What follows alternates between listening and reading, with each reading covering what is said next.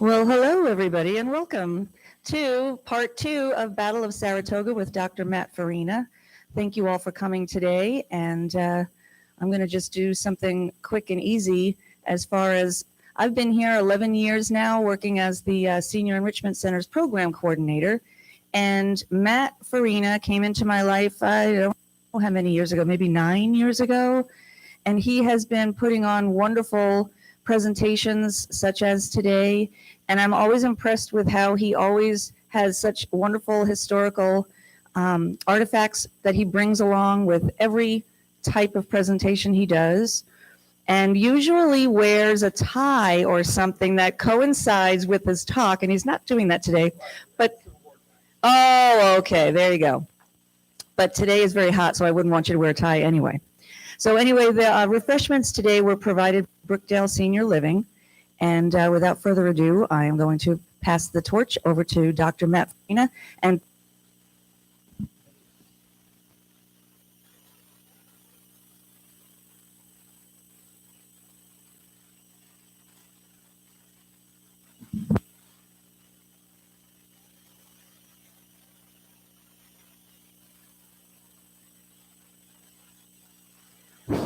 now, okay. Now.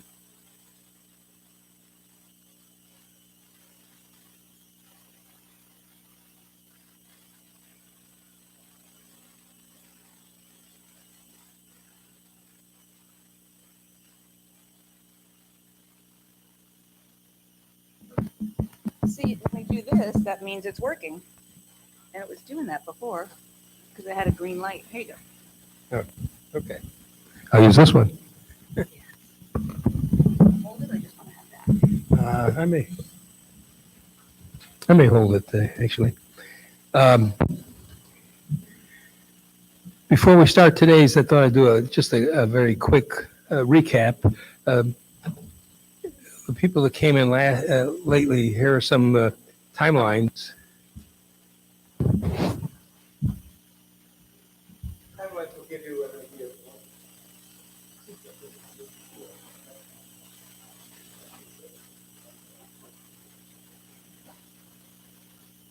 I'm not going to cover the whole timeline, but you'll see the sequence of things that lead up to the battle. At the top, we started with the battles of Lexington and Concord. And then just a few weeks later, Ticonderoga was captured by Ethan Allen and someone that we don't think of us or associate with Ticonderoga, and that was Benedict Arnold. And that was in 1775. And then the siege of Boston has started. The United States decides, or the colonies at that point, decides to invade Canada, to bring on Canada perhaps as the 14th colony against the British. And Arnold leads one of the armies that invades Canada. General Montgomery captures Montreal, and then Montgomery and Arnold attack Quebec City in a snowstorm on New Year's Eve. Montgomery's killed, Arnold is wounded, the siege is, or the battle is unsuccessful, and Arnold starts a siege of the Quebec City. By the spring, his army's been decimated by disease, and the army retreats back up Lake Champlain, heading south up Lake Champlain, and the British will mount an army to eventually follow.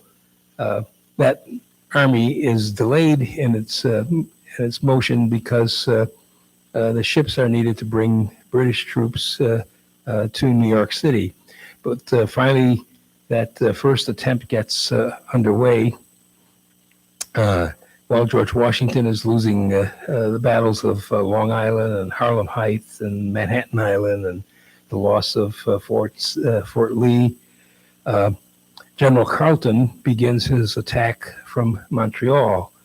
He will be delayed on October 11th at the Battle of Valcour Island, where Benedict Arnold will lead a fleet of ships that were built in Skenesboro. The first engagement by colonial Navy. The Navy does not want to recognize that as the birthplace of the Navy. Arnold at the Battle of Falkor Island will delay the British approximately 2 weeks there. So when the British finally move down to capture Crown Point, 10 miles north of Ticonderoga, it's late in the season, so Carleton abandons the pursuit of the American Army and goes back to Quebec City. Burgoyne, who was serving under Carleton at that time, returns to England and will convince Lord Germain to follow his plan to invade the colonies again in 1777 from Quebec City, coming up Lake Champlain to capture Albany, New York.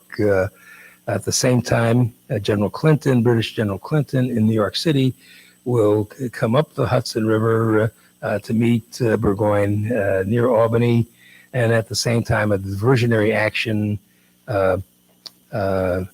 going to Lake Ontario, up the Oswego River into the Mohawk Valley, and coming down the Mohawk Valley to Albany. A three-pronged attack, all meeting in Albany. The Burgoyne will capture Ticonderoga without much of a fight. The American Army abandons Ticonderoga mainly because they were the only force north of Albany of any size, and General St. Clair, who was in charge of the troops at Ticonderoga, felt that he didn't have enough men to defend the fort, and to lose his 2,100 men at Ticonderoga would be a disastrous blow to the colonial army. So he will abandon Ticonderoga. The British will follow.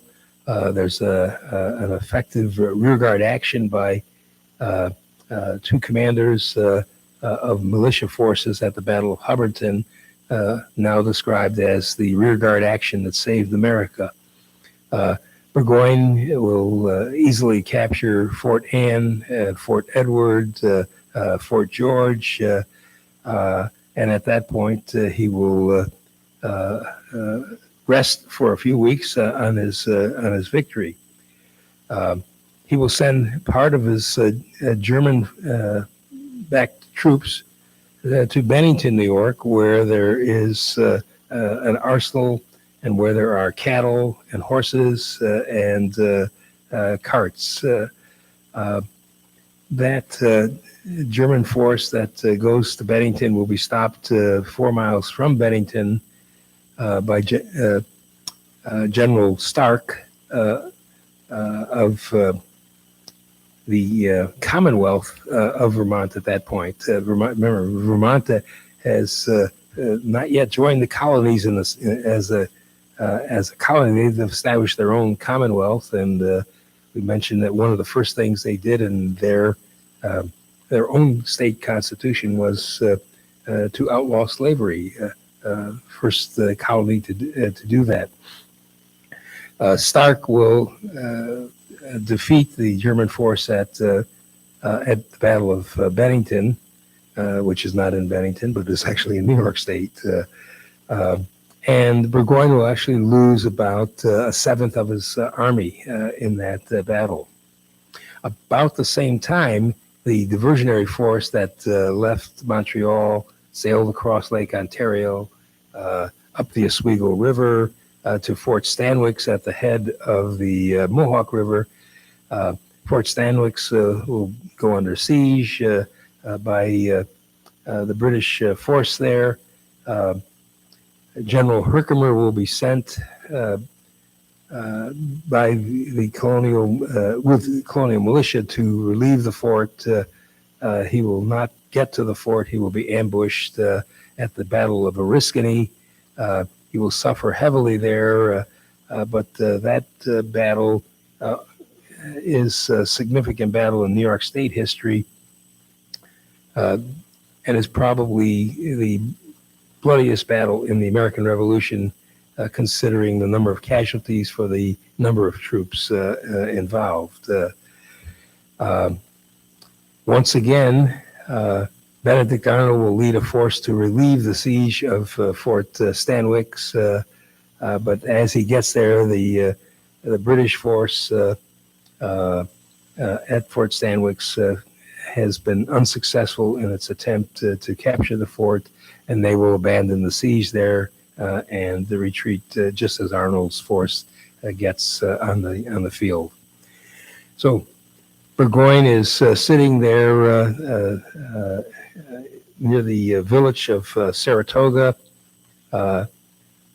He has lost the seventh of his army at the Battle of Bennington. The force that was supposed to come down the Mohawk Valley has been blocked and has retreated back to Montreal. He knows about the loss at Bennington. He does not know about the loss at Fort Stanwix, because it takes literally weeks for information to be transmitted. So we'll kind of pick up right at that point. Let's see if I can advance this. Is my head in the way? No, okay.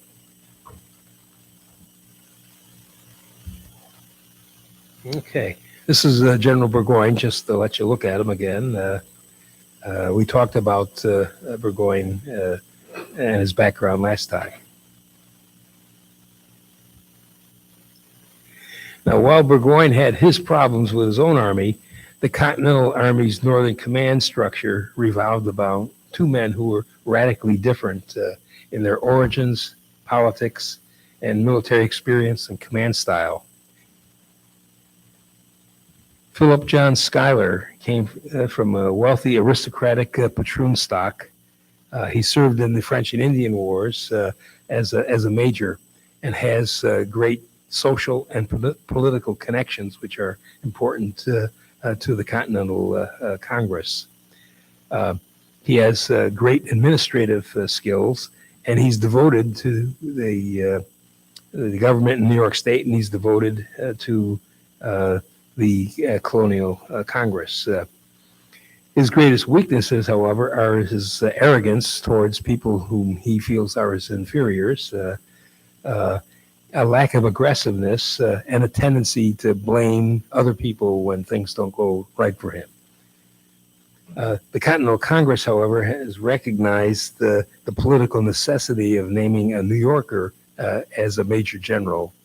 So he is given the rank of Major General, and only Washington, Charles Lee, and Artemus Ward are above him in rank. The other character is Horatio Gates. I want to make certain I can see that the slides indeed are changing. Gates was British.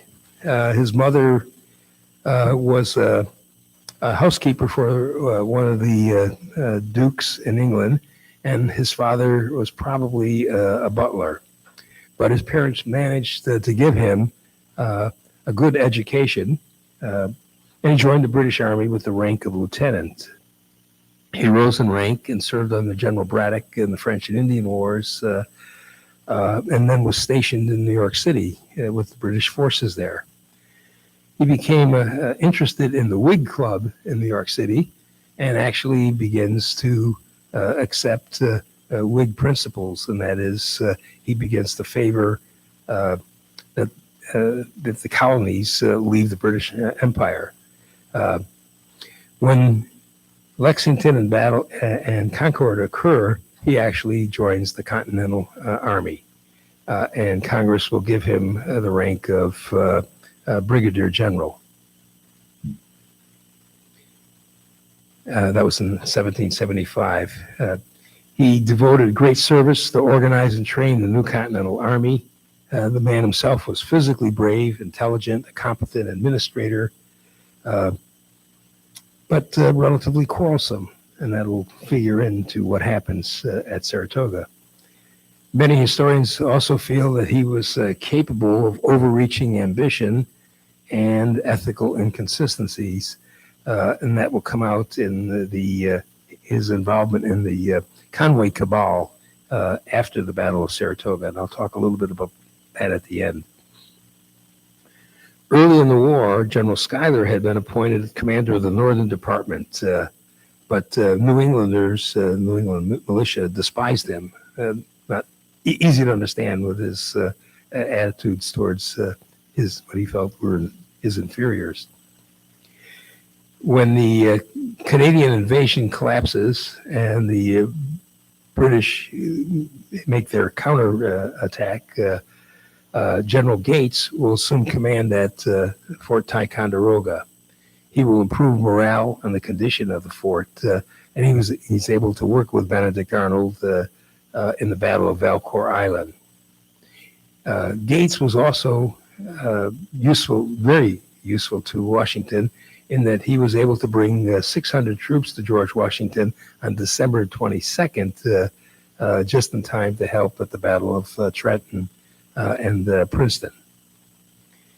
In May of 1777, the board recommended that General Schuyler now take total command of the Northern Department.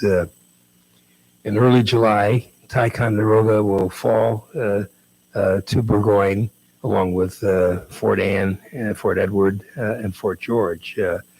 And both Schuyler and General St. Clair, who was the commander at Ticonderoga, will be removed, I believe, of their command, and they will later be court-martialed by the Continental Congress, but the Congress will find that they made the correct decision in abandoning. Yep. Is it John recall correctly that General Schuyler had his daughter who married? Yes, he has three daughters. One of them married.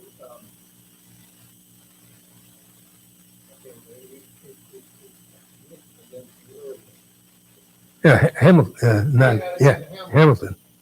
Yeah, that's the story of the musical Hamilton. Yeah, the Schuyler daughters are in that. Yes. Yeah. And the other question is, what is that medallion that's hanging around General Gates? Well, that's the gold medal he gets after winning the Battle of Saratoga. Congress will award him that. Looks like he's proud of it. Yes, he was very proud of that. Proud of everything. Okay. So Gates assumes command after Schuyler's relieved the command around August 4th, 1777. August 19th, he joins the main army, which is 9 miles north of Albany at the location where the Hudson River and the Mohawk River join. He has about 4,000 men at that point in time, and those men are in 4 brigades. Burgoyne's delay and the success for the Patriots at the Battle of Bennington has infused the Continental Army now with a sense of purpose and optimism. The new governor, George Clinton, the governor of New York State, immediately will send 1,000 New York militia to join Gates. Now, it's part of that militia that Arnold will take to relieve Fort Stanwix, but he's back to join Gates by the end of August. The most important addition to Gates's force occurs on August 30th, when about 450 men of Daniel Morgan's rifle regiment arrive. This is George Washington's elite light infantry brigade or battalion. And they're with Dearborn to support them. By August 22nd, Gates had made the decision he has to move from the location where he is now and move up the Hudson River to confront Burgoyne. By this point in time, his army now averages about 6,000 men fit for duty, plus another 1,000 counting Morgan's force and about 500 artillerymen. Militia will continue to arrive from New England, and as they arrive, they'll be integrated into the 4 brigades. By the time Gates makes that decision, he now has about 9,000 men, approximately 1,800 more than Burgoyne had, but don't forget that Burgoyne's troops are regular army troops, both the British and German, while Gates has predominantly militia.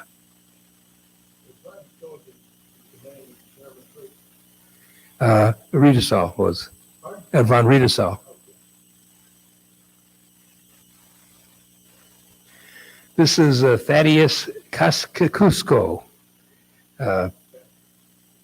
Albany, New York honors him with a pair of bridges that go over the Hudson River that are arced bridges, known as the Kosciuszko Bridges, or the Dolly Parton Bridges to the local residents in the area because of the shape of the bridges.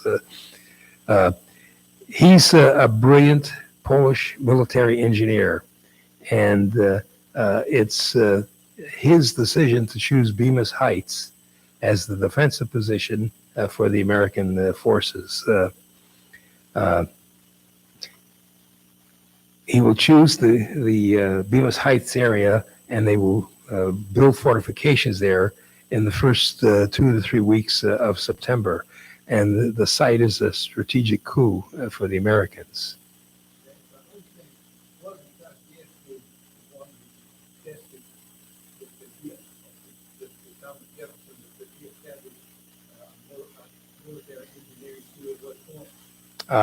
That I'm not certain of, but that would seem to be reasonable, yes.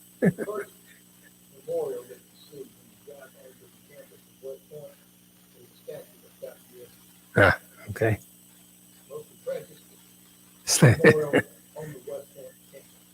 Okay, thank you. It's impossible to visit West Point nowadays unless you have this particular clearance that goes back to 9/11 days. The left end of the line. Pointer here.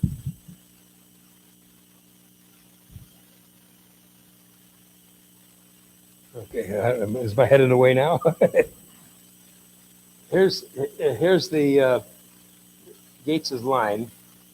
Here's the Hudson River, the road that runs to Albany along the Hudson River.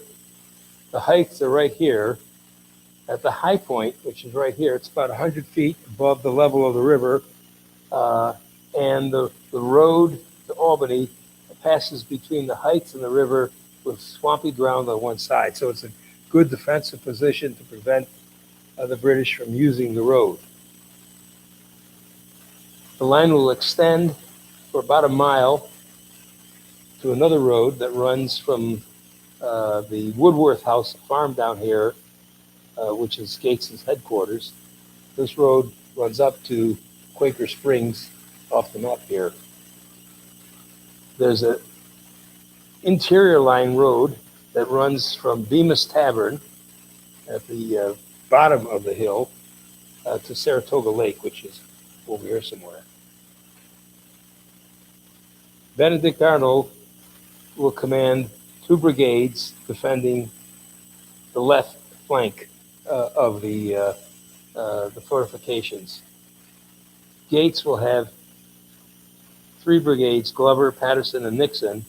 In the front, there will be cannon locations along here. Daniel Morgan and his men will camp outside of the fortifications, about in this area here. The Arnold House, which is, I'll show you a picture of, is Arnold's headquarters. Burgoyne is a few miles up here. Sword House is his headquarters. He has his bateau anchored along the Hudson River here. This is where his camp is. There's a road that runs to join the road to Quaker Springs up here. He is the commander Of the German forces, yes.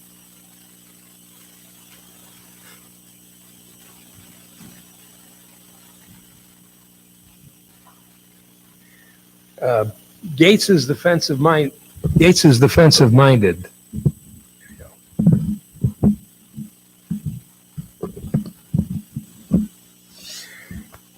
Gates is defensive minded, and his plan is to turn the initiative basically over to Burgoyne and let Burgoyne attack him.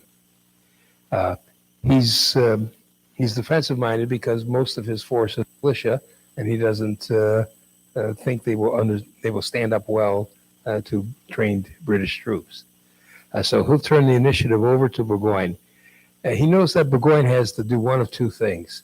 This is late August, early September. Well, we're into September now. The cold weather season begins and the bad weather season, rain-wise, begins in New York State, beginning in late October. Typical in Albany, we would see the sun maybe about 5 days each November. The rest of November is cloudy and often rainy. So there are no McDonald's or Walmarts along the route here. So Burgoyne, if he has to make a decision to either abandon the whole thing again, like Carleton did the year before, or attack. No, that's a British Hamilton. Yeah. So this is Gates's plan.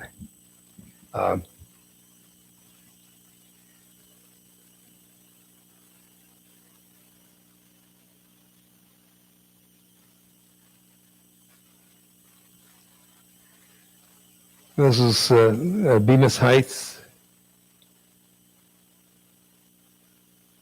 That's the cannon. That's the width of the Hudson River. You can see from this position. You're looking into Vermont from that view. This is where Bemis Heights begins to level off. This is a modern road. It's not any of the roads on the historical roads. This is Arnold's headquarters at the on the fortifications.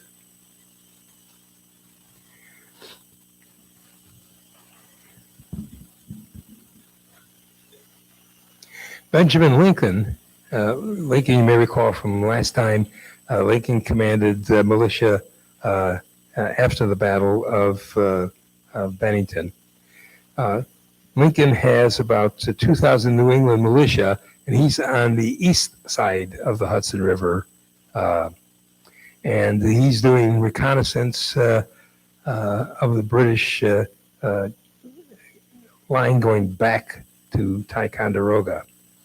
And he notes that the British have about 150 men and a large number of oxen and supplies at Fort George, at the base of Lake George.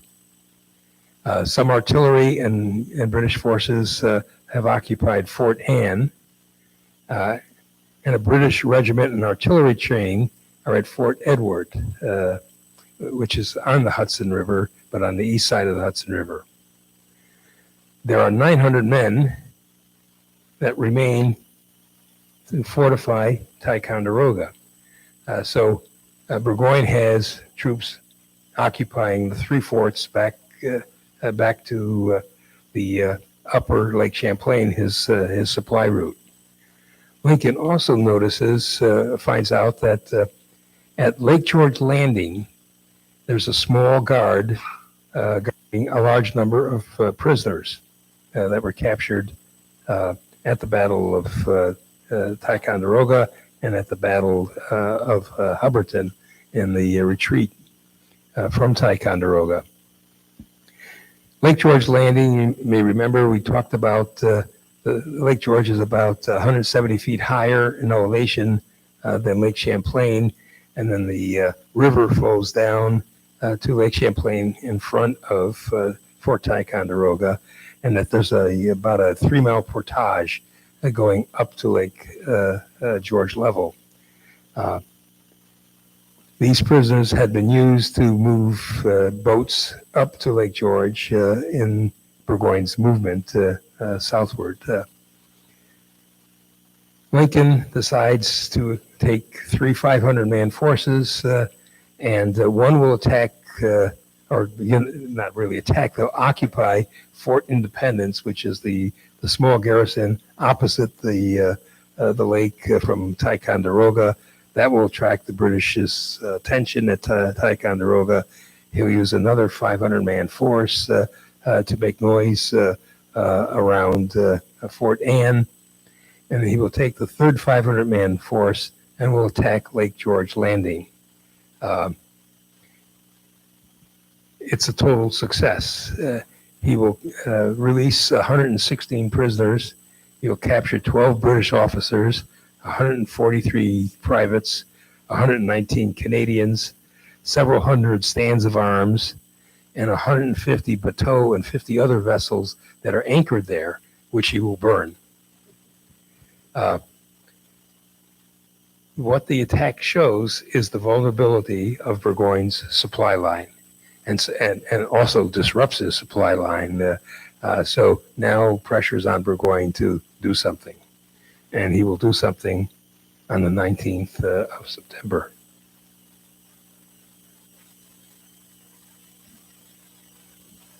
Oh, this is just, yeah. Oops, oh, go back a minute.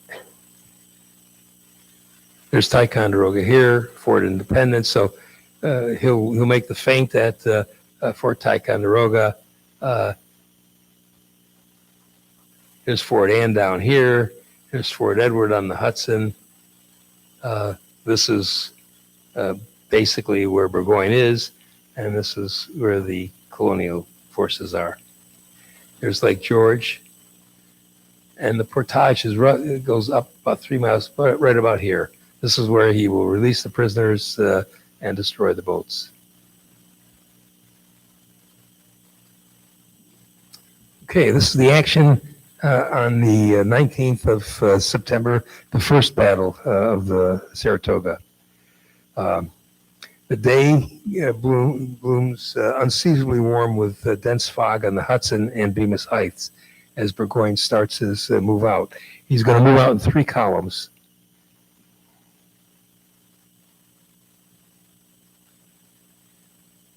General Fraser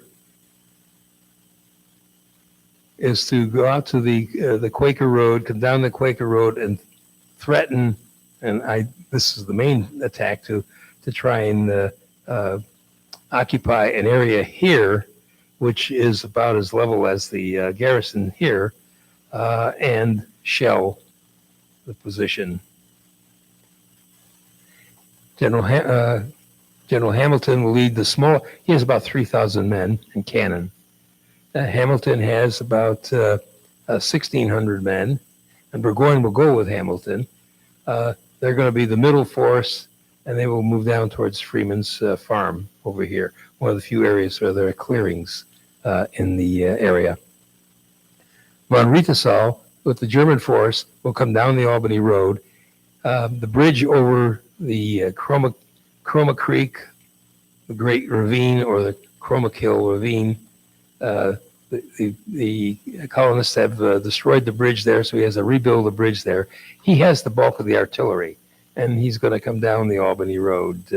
So it's a 3-pronged attack.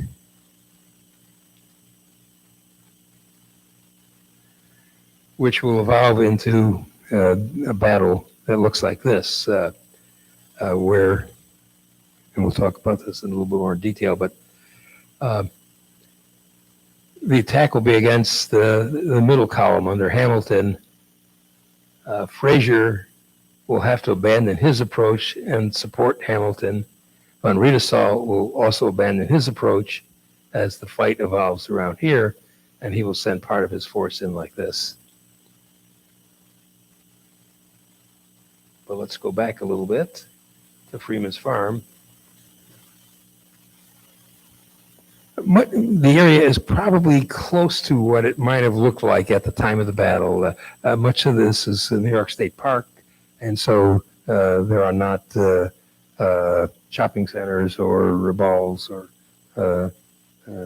gas stations in the park itself.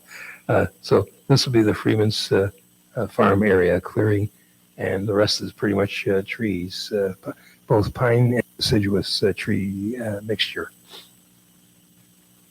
From patrols on the high side of the Hudson River on the east side, Gates knows that Burgoyne has divided his forces and that they were separated by both woods and ravines. Gates's first decision was to have General Benjamin, who was on the other side of the river, move to Stillwater, which is south of Gates's position, to cross the river on a series of boats and planks across the Hudson River at that point, to cross the river and come up and reinforce him. But he also realizes that it's going to be 2 or 3 days before Lincoln can carry that out. So he wants Lincoln up, but that's not going to help his immediate situation, since he knows that Burgoyne is beginning to move out. As I said earlier, Gates's plan is a defensive position, and he's going to wait for Burgoyne to attack. The more aggressive Benedict Arnold says, no, don't do that. We should engage the enemy before he gets into range of the camp. And even if we're unsuccessful in engaging him, we can always retreat back into the camp. And Gates will yield to Arnold's decision. And rather than commit himself to a completely passive defense, he decides to follow Arnold's suggestion to send out an enemy force to harass the British movement. Arnold convinces Gates to send out Morgan's riflemen and Dearborn's light infantry to engage the smaller force, Hamilton's force. And the pickets of both armies will collide at the Freeman Farm. Morgan's marksmen were very successful in killing and wounding most of the British officers early on in the fight. And then Dearborn's infantry, seeing the pickets retreat, charge following the retreating pickets. But the pickets they're only pickets, and Dearborn's troops run into the 4 brigades that are in Hamilton's force there, and they quickly turn around and retreat. But they retreat only about 1/8 of a mile, and then they'll set up a defensive position there, and they will rally. Gates then ordered Arnold to send out the 1st, 2nd, and 3rd New Hampshire regiments as reinforcements for Dearborn and Morgan. When those 3 regiments get out there,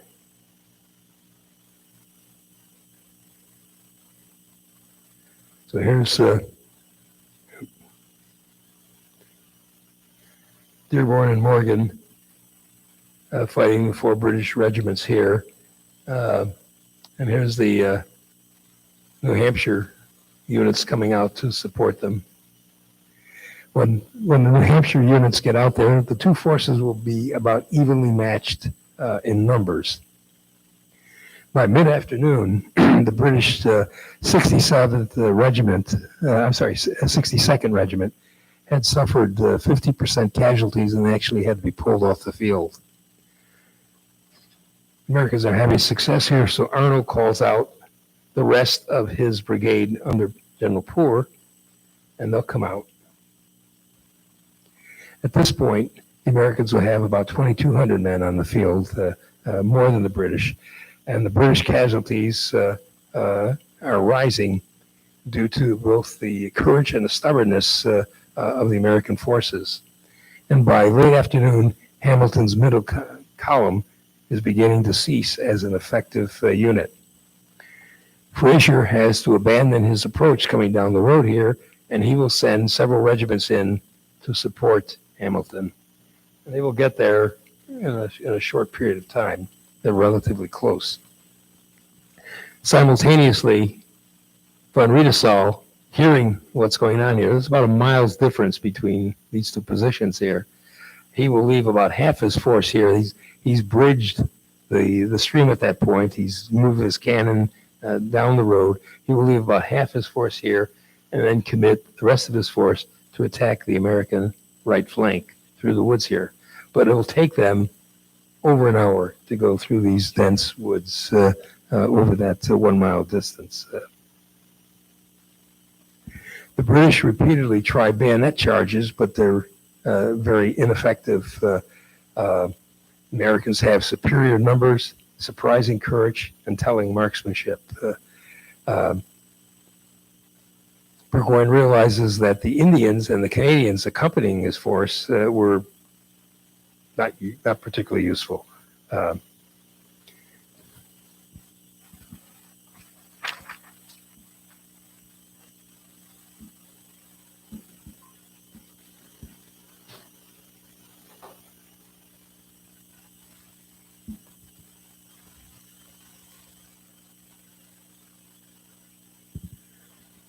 So this is a diorama at the visitor center. So here's Fraser down here. Yeah. Wrong button. There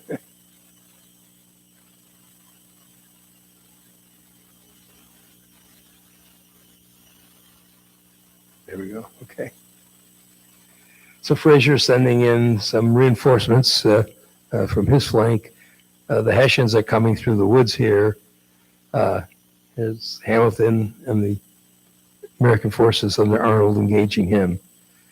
When von Rietesal's forces get here, the American flank, instead of falling apart, they will refuse their flank. That is, they'll move their flank back to a right angle and meet the German force head on. Gates at this point has also sent out more reinforcements. He'll send out his brigade under Patterson, not as much to continue the battle, but Patterson's troops are fresh, and they will be a covering force as Arnold and his forces retreat back to the fortifications.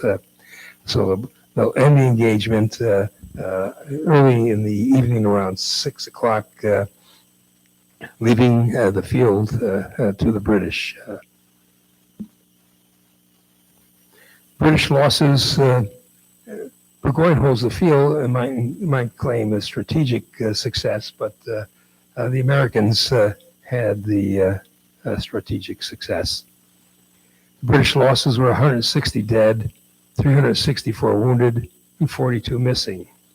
Total American losses were about 300, with 60 killed. The British, however, believed that they had inflicted 1,000 to 2,000 casualties on the American force, and this will factor into their decision-making processes. Good question. There were bodies left on the field, but that was just their impression. Yeah. It may have been the fact that, well, don't forget Hamilton's officers. He lost virtually all of his officers. So these are reports coming in from the men themselves, and they might not have been particularly adept at estimating how many casualties they might have inflicted on the enemy. So it may have been more impression. We finally drove them off, even though they had more men on the field. So it may have been that type of approach that made them believe that it inflicted much higher casualties than they far much higher than they actually did. The men of both armies expected Burgoyne to continue the offensive the next day on the 20th, but the units that had led the attack the day before were exhausted. The hospitals were full of the wounded, and even though General Fraser wanted to continue the assault, General Burgoyne decided to stop and wait another day. Now that night, on the 20th, a messenger arrives from British General Clinton in New York City. This message had been sent as a coded message. The code is it's actually in our archives. It's a lousy, fuzzy photograph, but it's a long letter. So there's the writing of the letter. And what Burgoyne has is a template that he puts over the letter that highlights the words that are carrying the message. And so you move the template around to predetermined positions in this letter to find out what the what the message is. And the message from General Clinton is that, and the message is dated September 12th. The message indicates that he hopes to attack Fort Montgomery in the lower Hudson River, but if the Americans threaten his flanks, Clinton will return to New York City. So that's basically the gist of the message. If he's successful, Clinton indicates that he will reinforce Burgoyne with about 2,000 troops that he'll drop off at Albany, and they'll march north from Albany. Now, what Clinton and what Burgoyne don't realize or don't take into account, if Clinton had actually left on the 22nd and sailed directly to Albany, that is, without trying to capture any the forts along the way on the Hudson River. So sailed directly up the river to Albany and then marched the 40 miles to Stillwater. The earliest he could reinforce Burgoyne would be 1 to 2 weeks. Burgoyne seals his fate, but he decides to stay and to fortify his position. Over the next 17 days, more than 6,000 more militia will join Gates's force from Connecticut, Massachusetts, New Hampshire, and Vermont, bringing his total force to about somewhere between 15 and 16,000. The Americans further extend and fortify their lines. Burgoyne also fortifies his lines. He builds fortifications north of the Chromatill, this deep ravine, to protect against a turning attack from the west. And he will build several redoubts. The largest redoubt will be called the Light Infantry Redoubt, or Balcarres Redoubt. Balcarres, one of the commanders in this force, and it will incorporate the. It will incorporate the Freeman farm and the barn. There will be 8 cannon in this redoubt that has a front wall, has a back wall, heavily fortified. And this one is, to give you an idea of the size, this is 453 yards long. So this is a sizable redoubt. The Germans will build a second smaller redoubt, the Bremen Redoubt, which is 750 feet long, 7 feet high, with musket ports, and has 2 cannon, but it has no rear wall, so it's just facing west. The largest redoubt that the British build is called the Great Redoubt, and it consists of 3 gun batteries and on 3 adjacent hilltops with timbers and earthen walls as high as 6 feet that extend, maybe almost a mile. With cannon mounted in embrasures, and that will be his last defensive position around his headquarters and base. Now, in these several weeks, while these are being built, there's British foraging parties going out because they need food, and there are skirmishes between foraging parties. Daily, anywhere from 6 to 10 deserters or captives come into the Americans. On one day, a whole company of Brunswickers from one of the German units defects. Now, while this fortifying is going on,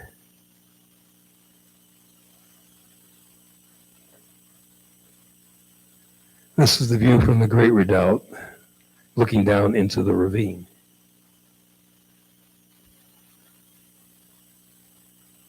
And that's the position near Burgoyne's headquarters. Looking over the road to Albany that runs parallel to the river. You're looking into Vermont in this view.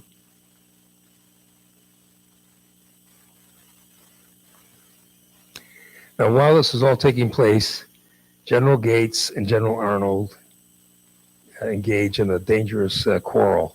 And in spite of their previous long-standing good relationship, there's a lot of debate over what the quarrel was over. but it did involve Arnold being placed third in command after Benjamin Lincoln arrived and joined Gates at Bemis Heights.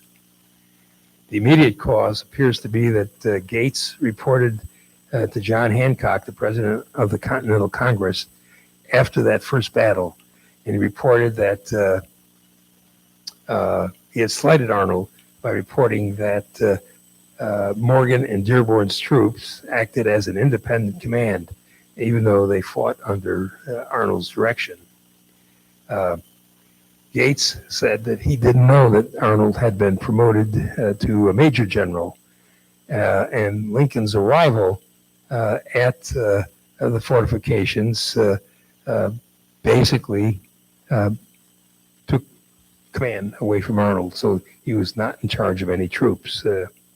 And Arnold, we know, is very sensitive over this, having been passed over for command earlier from Connecticut, because Connecticut already had 2 brigadier generals, and we didn't need another brigadier general from Connecticut.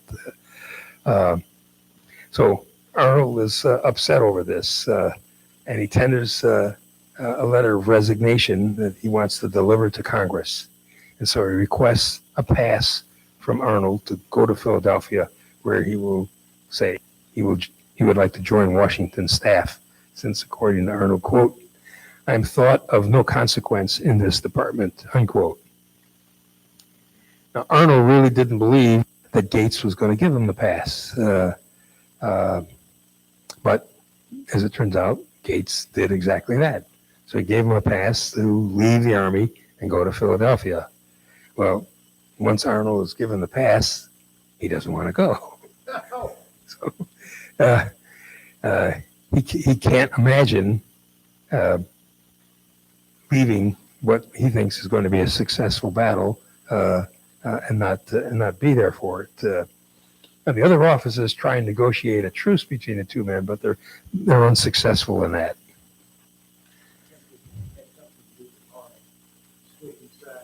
Well, this is 3 years before he switches sides. Yeah, so this is 1777. He'll switch sides in 1780. Meanwhile, let's go back to General Clinton in New York City, who says, the letter he sent was dated the 12th, and he says he's going to move within 10 days, which would be September 22nd. Well, he doesn't leave September 22nd. He waits until October 3rd before leaving New York City.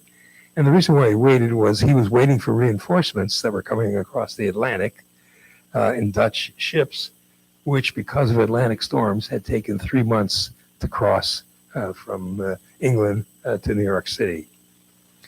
So Clinton heads north with 3,000 troops. He sends a message to Burgoyne dated September 20th.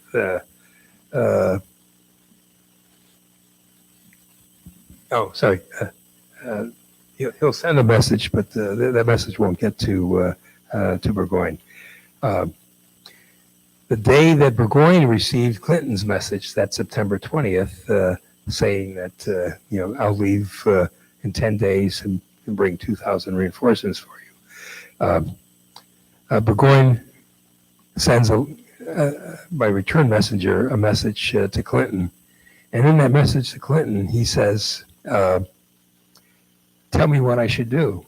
Should I retreat or should I attack?" And Clinton will get that message around October 3rd. And the last thing Clinton wants to do is assume the decision of what Burgoyne is going to do, or what Burgoyne wants to. Burgoyne is basically asking Clinton what I should do. And Clinton will basically say, the decision is yours. Which gives you kind of some insight into what's going on in Burgoyne's mind, that he's asking a force that he thinks is coming to relieve him or bring him support. He's asking Clinton, should I stay or should I fight? As the song goes. Clinton will move into the Highlands. He'll attack and capture some of the forts on the small forts on the Hudson, but he has no intent in sailing to Albany and depositing 3,000 troops there to join Burgoyne. And he has no desire to do that because he's gotten a message from General Howe, British General Howe, who has by this point in time defeated Washington at the Battle of Brandywine, and he has captured Philadelphia. And Howe is demanding troops be sent to him to hold the city of Philadelphia. So Clinton will return to New York City on October 11th, having been 8 days in his excursion into the lower Hudson, and he will send his reinforcements to Howe for the Philadelphia campaign.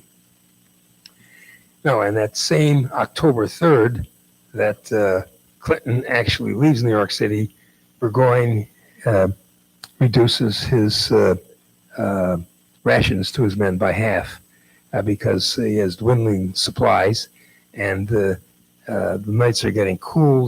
There's frost in the morning. The seasonal rains are beginning, and his supply line back the Ticonderoga and back to Canada has been compromised. He realizes that he's got to act soon or retreat. And so he meets with his staff and he proposes his plan. And his plan is to take virtually the entire army, except for an 800-man force to guard his camp, and move what it's a variation of the original plan, go the route that Fraser was supposed to take, come down the Quaker Road and seize the undefended high ground opposite the left flank of the American lines, and with the cannon that he's bringing with him, enfilade the American position. Fraser and Riedesel urge retreat. They said by now there's only a faint hope that Clinton's reinforcements are going to reach them. They don't know that Clinton has abandoned that. They're on the assumption that Clinton really left on the 22nd, 1 to 2 weeks to get to reach the battlefield here. So Clinton's reinforcements should be arriving any day now, but we have no indication that they're out there somewhere. So there's only faint hope that they're going to get reinforcements. So Fraser and von Riedesel are urging retreat. And they also convince Burgoyne that if we leave only an 800-man force to guard the camp, while we attack the Americans on the left, the Americans will just send a force up the Albany Road, overwhelm our 800 force, and we'll lose our supply base, our hospital, our bateau, and all our remaining supplies. So Burgoyne relents and says, okay, we won't attack with the entire army. What he plans then for October 7th is a reconnaissance in force. He'll take 1,700 of his best troops, which is about a quarter of his original army, 10 pieces of artillery, including some howitzers, which would be useful against entrenchments, and he's going to go for that low ridge. If they can capture the ridge, then his plan is the whole army to attack the next day. In reality, Burgoyne's chance of success is if Gates loses his nerve or makes some egregious tactical blunder. And Burgoyne's plan is not a particularly useful plan when you're substituting hope for strategy. For the Americans,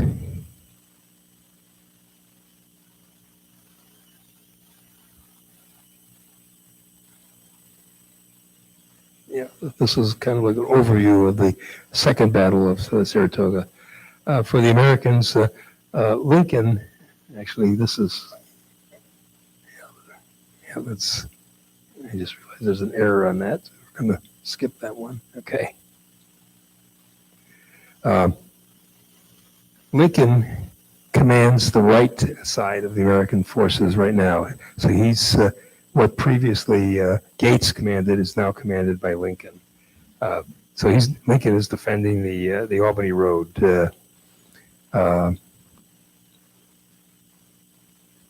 He has about 6,400 men and 23 regiments. Gates will command the forces that were formerly commanded by Arnold. So he has a division of 5,400 men and 20 regiments, plus Morgan's Corps. They have 22 cannon. Burgoyne will move out in 3 noisy columns because they have to, these little streamlets are now flooded, so they have to build small bridges over these little streamlets to get their cannon across. So this is not a fast-moving reconnaissance in force, but a slow-moving column.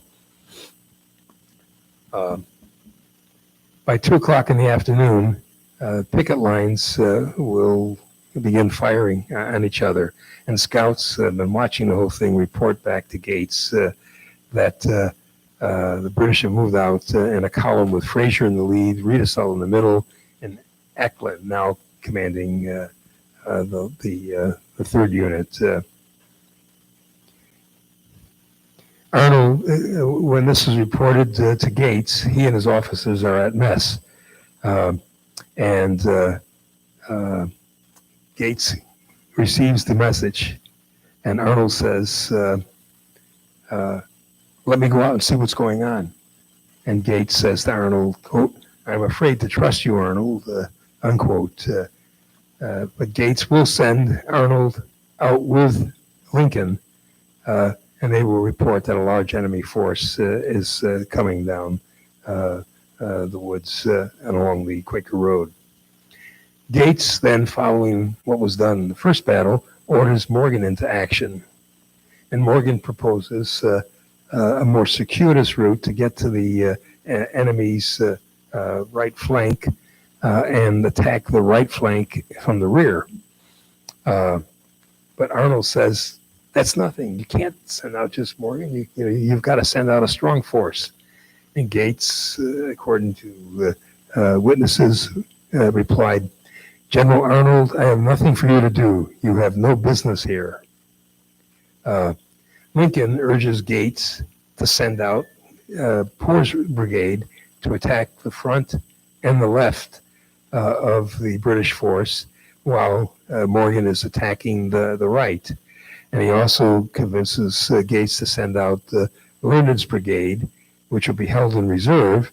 And when the 2 flank attacks start, Leonard can go into action and strike the middle. So that's basically the plan.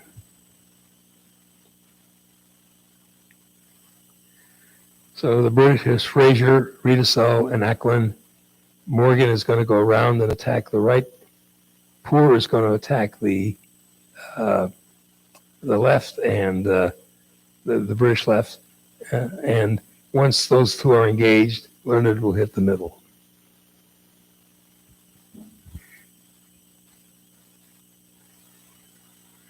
The Barber Farm, like the Freeman Farm, is an open clearing in dense woods. The battle begins on Poor's front around 3 p.m.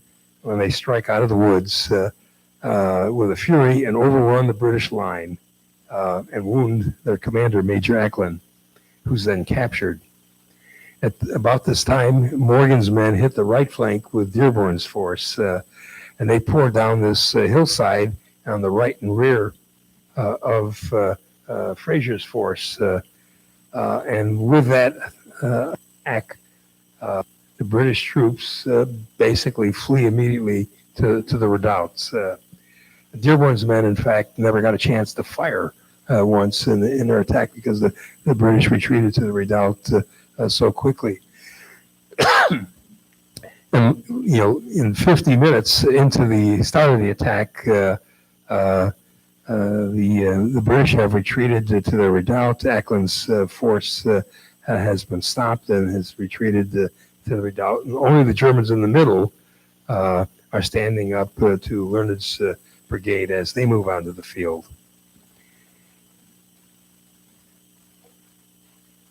It's about this time.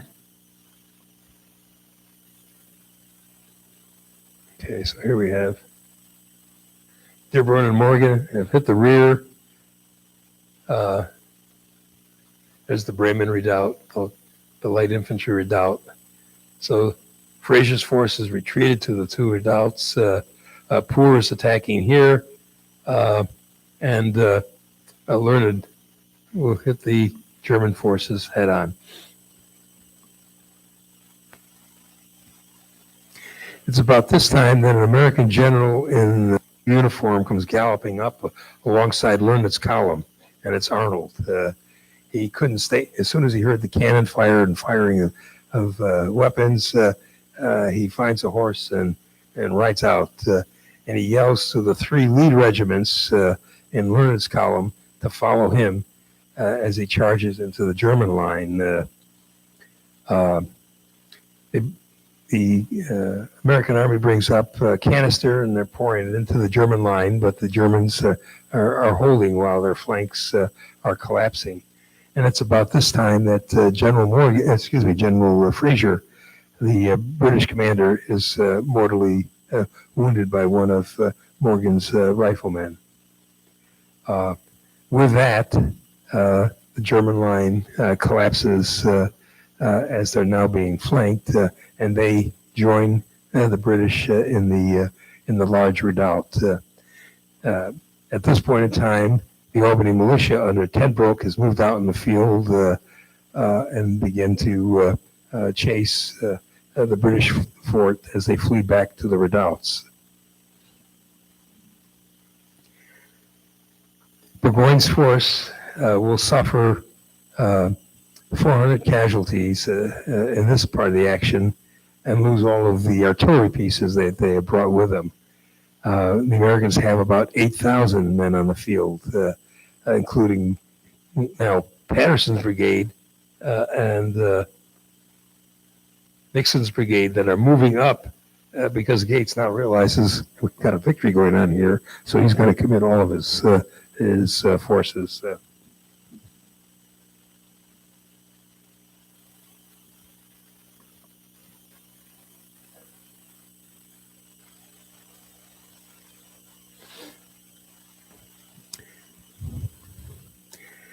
About 1,000 Germans joined the 500 British troops in the Balcarres Redoubt with its 8 cannon.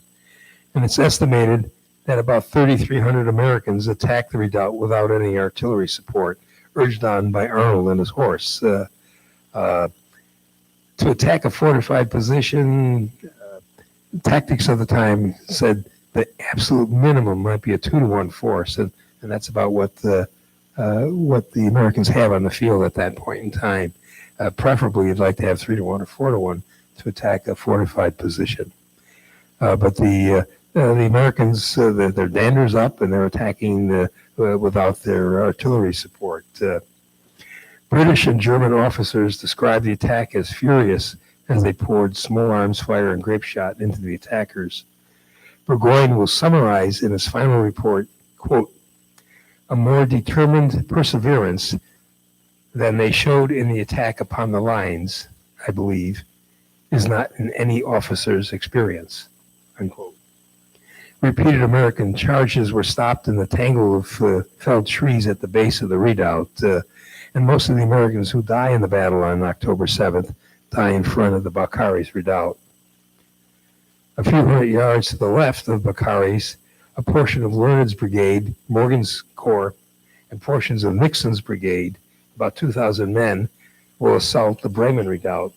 With it's estimated there were maybe 200 defenders in the Bremen Redoubt. And it's at this time that Arnold comes riding up from the Balcarres Redoubt. He gathers some of Morgan's corps and attacks the rear of the Bremen Redoubt just as the attack on the front is beginning.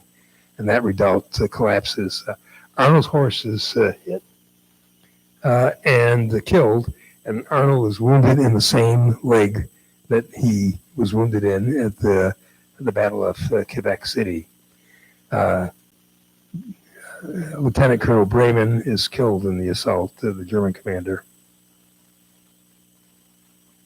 So there's Arnold on his horse. This is a painting at the visitor center.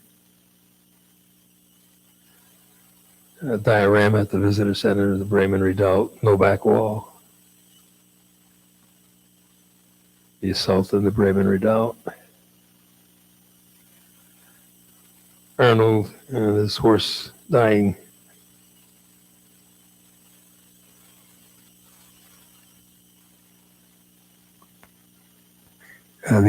There's a marker on the battlefield that has no name on it, but the understanding is this is a marker for Benedict Arnold on the battlefield. It's the patriotic portion of Benedict Arnold after he will try to turn over the plans of West Point to the British, and it honors his leg, which the monument says was the patriotic portion of Benedict Arnold. The loss of the redoubt opened Burgoyne's line of attack to his right and rear, so he withdraws under cover of darkness into the Great Redoubt. His losses: 631 men, including 32 officers, 184 killed, 264 wounded, 183 captured, plus the German losses of 263 casualties total, 94 dead, 64 wounded, 102 captured. So, in effect, more than 50% of the assaulting force, the reconnaissance force of 1,700 men, were casualties. So he had about a 56% casualty rate. The American units had fought well with mutual support among units, acting like professional brigade, regiment, and company deployments. Their casualties were light for the Americans, 150 killed and wounded. Gates, in his letter to Congress, commended, quote, gallant Major General Arnold, whose leg was fractured by a musket ball as he was forcing the enemy's breastwork, unquote.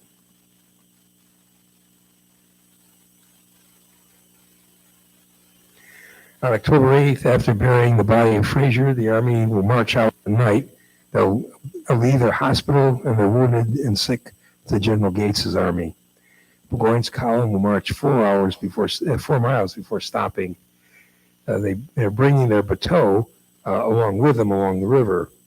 But Gates had taken steps even before October 7th to place troops east of the Hudson River and in Burgoyne's rear.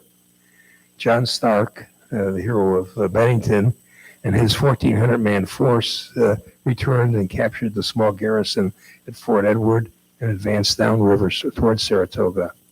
General Bailey and 1,300 militia fortified high ground around Fort Edward. General John Fellows and 1,300 Massachusetts militia crossed the Hudson and occupied the heights above the village of Saratoga.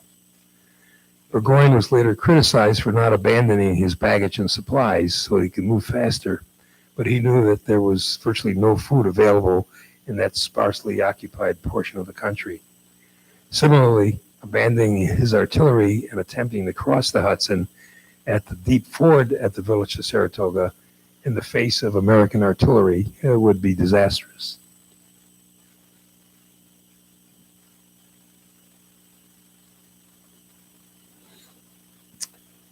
Burgoyne arrived at the village of Saratoga in a heavy rain on the evening of October 10th. The bridge over the stream that had flowed into the Hudson had been destroyed so that the Army had to ford the icy waters. American artillery had been sighted on the bridge during the day and now shelled the fording troops. Fires likewise were shelled, so many of the men in Burgoyne's force had to march in circles all night long just to keep warm from the freezing wind. On the 11th, Gates thought that the British were retreating and that the force that he saw was a rear guard and decided he was going to attack. But then it was discovered that that was really the entire army. It wasn't a rear guard. So he canceled that attack on the 11th. On the 13th, Burgoyne called for a council of war and the decision to leave the artillery and baggage and retreat along the west side of the river and try and cross at the ford at Fort Edward and try and reach Fort George was their plan. But as they were preparing to do this, they noted that there were a lot of American patrols on the road and that they would be discovered. So they countermanded that order. That night, General Stark crossed the Hudson River with his force and positioned themselves on the west road to Fort Edward. So Burgoyne is basically surrounded now. He held another council of war and agreed to surrender what now was his 3,500-man army. Burgoyne sent a letter to Gates under a flag seeking honorable terms of surrender and to not waste any more lives of brave men. The terms were a demand for unconditional surrender originally, but Gates was prepared to accept less. Burgoyne responded that he would not admit that his retreat had been cut off as long as his men had arms. He proposed free passage of troops to Great Britain on the condition they not serve again in North America in the conflict. Basically, what we would call parole. Gates knew by this point that the two forts on the lower Hudson River had been captured by the British, but he didn't know that Clinton had decided he would go no further in moving men up the river. So Gates wanted, in effect, to surrender, get the surrender of Burgoyne's army as quickly as possible, so that he could send troops to reinforce Washington. That didn't know that Philadelphia had been lost at this point. So he agreed with Burgoyne that the men would march out of their camp with their arms and artillery, but they would be deposited in an old fort left over from the French and Indian Wars, and then they would be given free passage to Boston, where General Howe would send transports to pick them up. Later, Gates would receive information that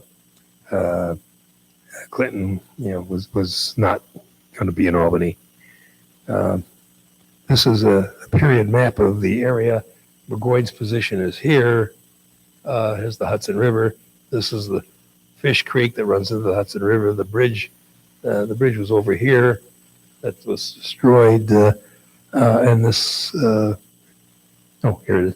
This is the old campsite from the French and Indian Wars.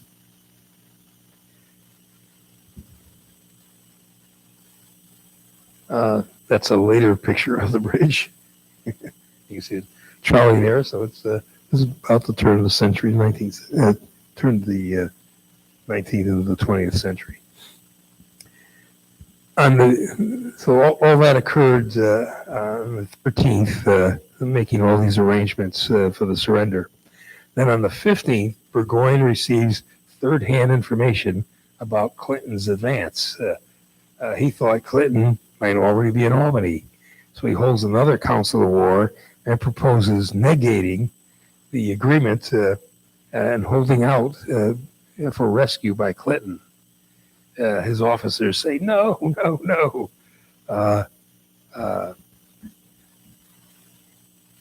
And he finally relents because they point out to him, you've already made an agreement with General Gates and negotiating in good faith. And it would be an honor, you would be violating an issue of honor if you change your mind now. So he finally relents and the bargaining ends.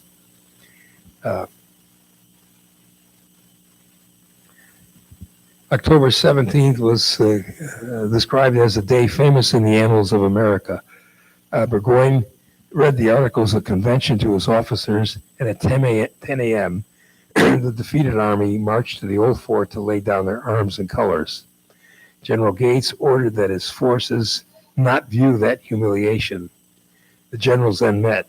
Burgoyne said, quote, "The fortunes of war, General Gates, have made me your prisoner." Gates replied, quote, "I shall always be ready to bear testimony that it has not been through any fault of your excellency," unquote. Burgoyne presented his sword, which Gates promptly returned. This is the basis of the stamp that was issued in 1977 on the bicentennial.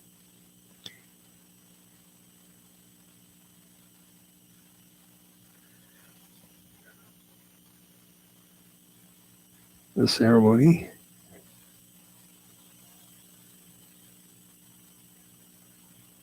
This is at the Visitor Center.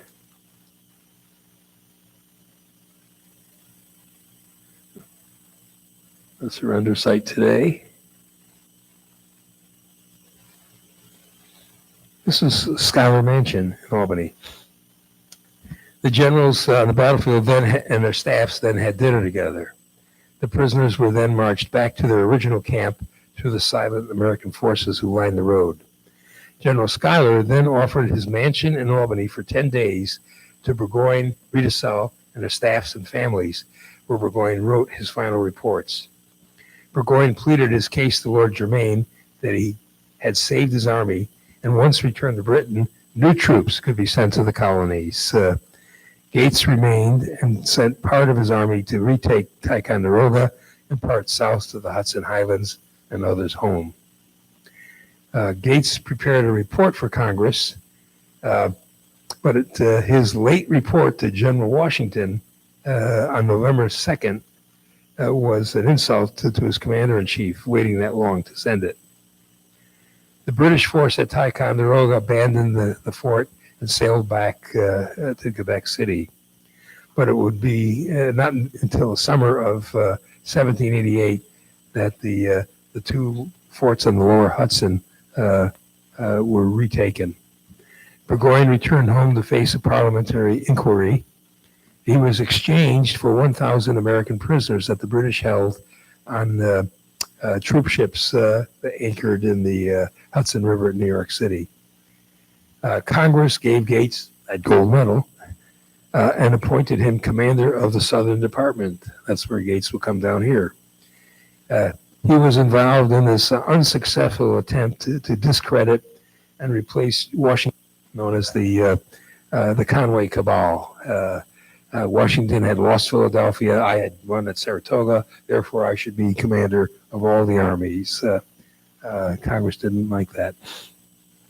Gates would disgracefully lose to Cornwallis at the Battle of Camden down here, losing over 1,000 men, all his artillery and baggage, and abandoning his army on the field. At Saratoga, the village of Saratoga has been renamed, and it's now Schuylerville. But about a mile outside of Schuylerville, which is where the actual surrender site was, is this monument, which has an elevator. You can go up to,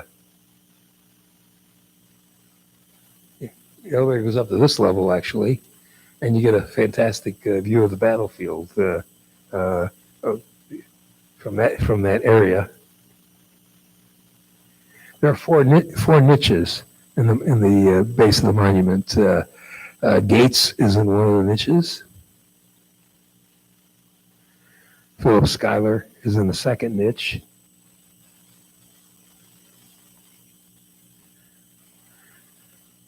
Morgan is in the third niche. And the fourth niche is empty. Had Benedict Arnold been killed at Saratoga, he would have been the hero and would have, been in that fourth niche. The victory. That's an earlier stamp that was issued for the 150th anniversary of the battle. The victory radically changed the strategic dynamics of the revolution. The Americans had one less well-trained, experienced army of 7,000 men to worry about at a time when Britain had limited manpower resources. Those troops, what Burgoyne had proposed, the parole troops would easily be replaced with new troops. The British didn't have new troops to replace them. So in effect, they were that army was removed. Congress, the Americans had gained 73 pieces of artillery, thousands of muskets and rifles, flint, powder, cannonballs, plus all that St. Leger had abandoned at the Fort Stanwix fight. There was the fear that France and the American Congress would form an alliance. This altered the British maritime character, and the West Indies now became and remained the focus of British naval strategic planning. Their sugar-based wealth was vast, and the imports were worth 4.25 British pounds in 1776. So you can imagine what that would be worth today. The king was willing to come to terms with America for the chance of conquering the French West Indies. Garrisons would remain in New York and Rhode Island. Howe would leave Philadelphia. The king's chief military advisor believed trying to recover the northern colonies was not worth the effort, and the plan should be to concentrate efforts where the rebels were at their weakest, Georgia and the Carolinas. With the South secured, the northern colonies would be isolated. France had emerged from the 7 Years' War reconciled to renouncing colonial ambitions in North America. The government had closely watched the early years of the Revolution and had been secretly supplying munitions and money through a dummy company before the first American agents even arrived in France. While the French inched towards war, the military ups and downs of Washington caused them to draw back. When news of Burgoyne's surrender reached Paris in December in 1777, the government realized immediate recognition of the United States and open military support was imperative. A treaty was signed on February 6, 1778, and a defensive alliance became operational between France and the Americas, that they would join France if France and Great Britain went to war. Neither of the two parties would conclude a truce of peace with the British without the consent of the other. The treaty transformed the war from a civil war into an international conflict, and American independence became a reality. Thank you, and I'll take any questions you have about Saratoga. Now you know why the Kings Mountain and Cowpens and Guilford Courthouse occur down here because of Saratoga.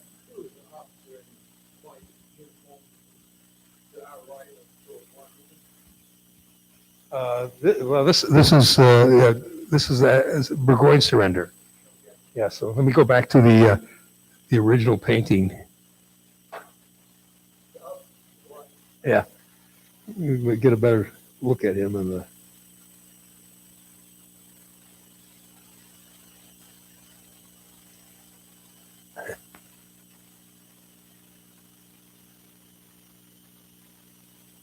Oops, too far.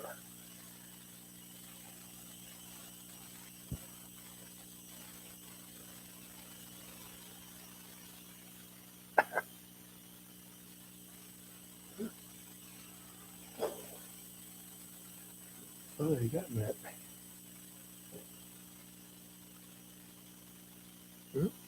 Where? Yeah, it's after this one. Hang on. You're not catching it.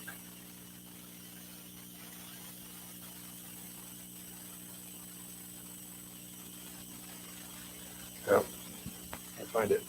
I don't know. It's not Burgoyne. It's not.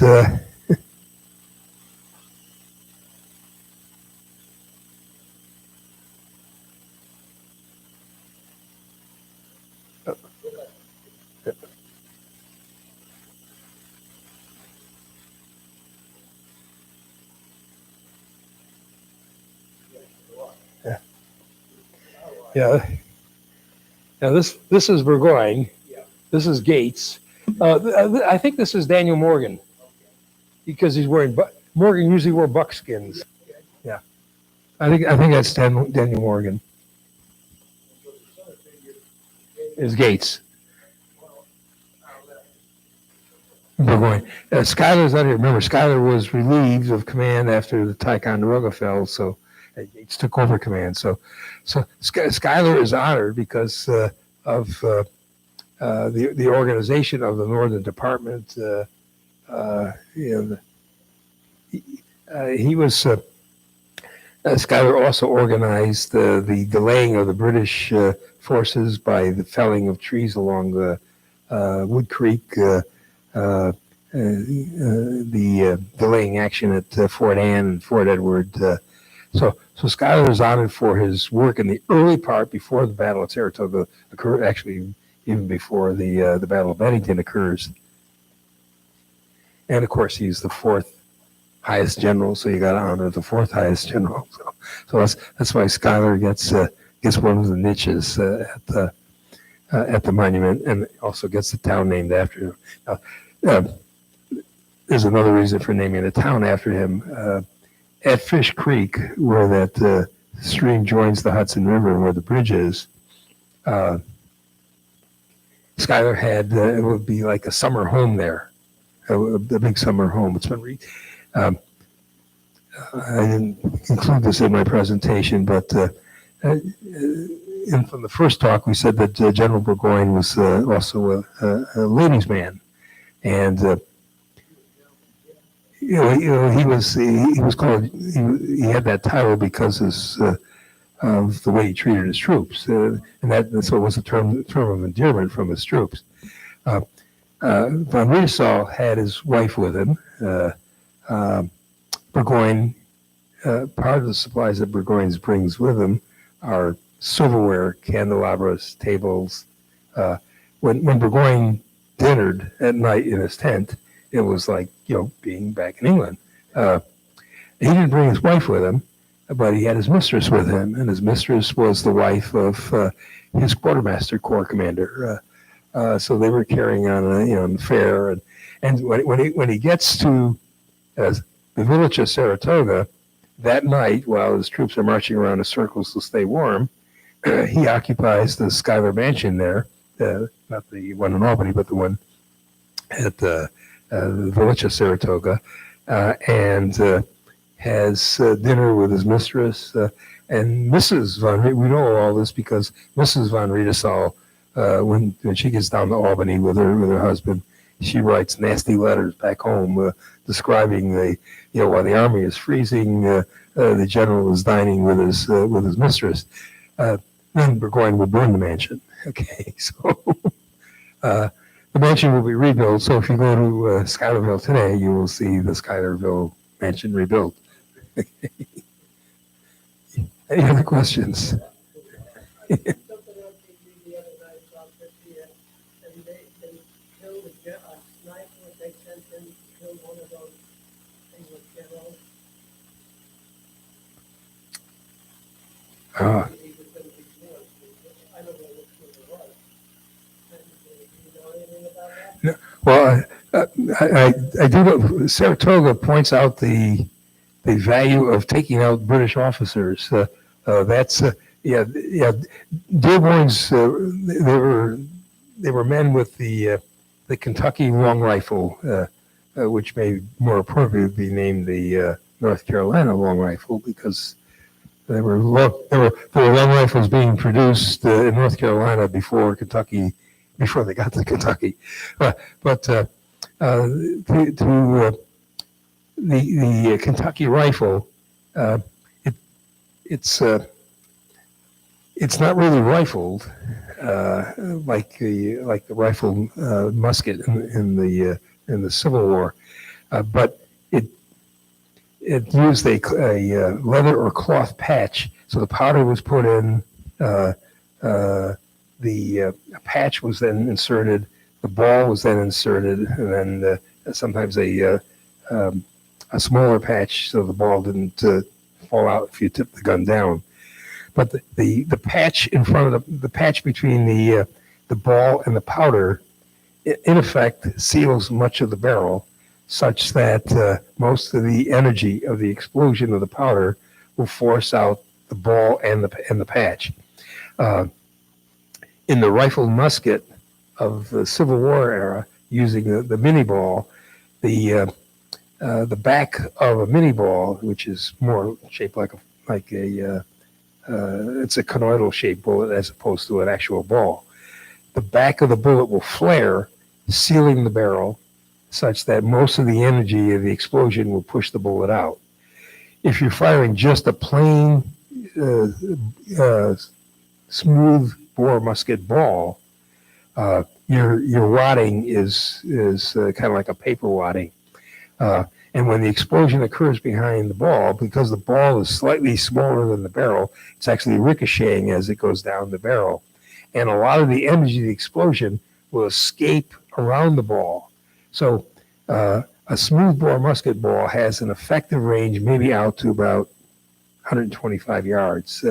Beyond that, its velocity drops off rapidly, and at 200 yards, even in the Civil War, 200 yards, a smooth bore musket could strike you in the middle of the chest, knock you down, might fracture some ribs, give you a hell of a bruise, but might not penetrate. Whereas at 100 yards, you were in the kill range. With the concept of rifling and sealing the barrel, you get more of the energy of the explosion pushing the bullet out, so you have a higher muzzle velocity and a greater range. The Kentucky long rifle, concentrating on officers, British troops were trained to obey their officers, and if you took out their officers, then they were disorganized, and so that's where Morgan's effectiveness was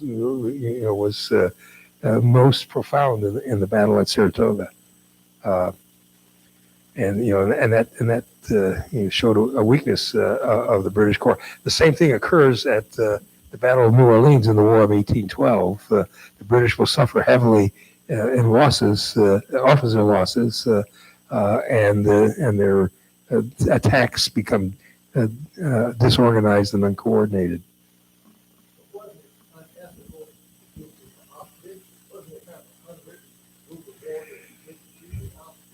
I don't know.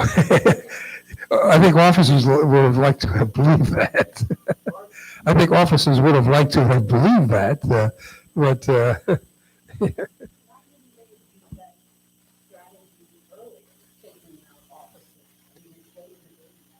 oh no, the thing started in '70. This was 2 years into the war. Yeah, so I mean, it's I don't know if it was used in the Napoleonic Wars,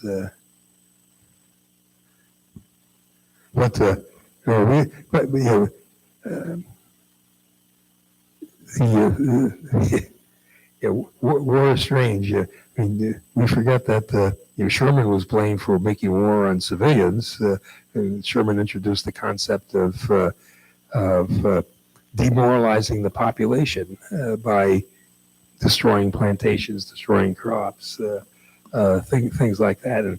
And Lee, actually John Pope had even done that in the Shenandoah Valley in 1862. And Lee particularly hated the Union commander John Pope because he waged war on civilian farms and considered that uncouth. But that philosophy changes, and by the time we get to World War II, we're bombing cities intentionally to destroy them. So war changes. Any other questions about this war or other wars?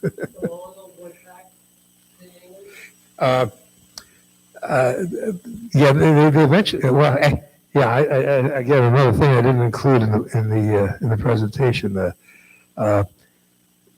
British won't send ships right away to pick them up. So they're marched back to Boston, and they eventually will go in kind of like a prison camp outside of Boston. And John Burgoyne there's an article I was reading in the Colonial Williamsburg magazine. John Burgoyne will write a letter to the American Congress complaining about the poor care his troops are getting in prison camp. They're not getting what he considers should be the best food. This was not, they were being well fed, but they weren't getting what Burgoyne thought they should be getting. There was no, this was not not what the British had done, actually. The British had taken the men and put them on prison ships in New York Harbor, and these were ships that could no longer sail across the ocean, so they were leaking, they were rat infested, they were just anchored there, and the death rate of colonial prisoners on the prison ships was substantial. So 1,000 of those men will be exchanged for Burgoyne when Burgoyne gets back to England. So the British were unkind in that sense. But Burgoyne was complaining that his prisoners who had surrendered at Saratoga were not being fed what he thought they should be being fed. So it's an interesting letter to read. And I thought it was interesting that Burgoyne was complaining to the American Congress about that. A number of them will stay in America. A number of a fairly high percentage of the troops that the Washington captures in New Jersey in the Battle of Trenton and Princeton will actually, after the war is over, they will remain in the United States and become Americans.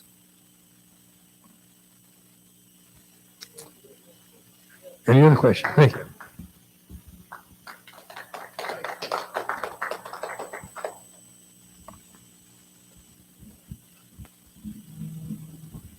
Did everyone get some chocolate up there?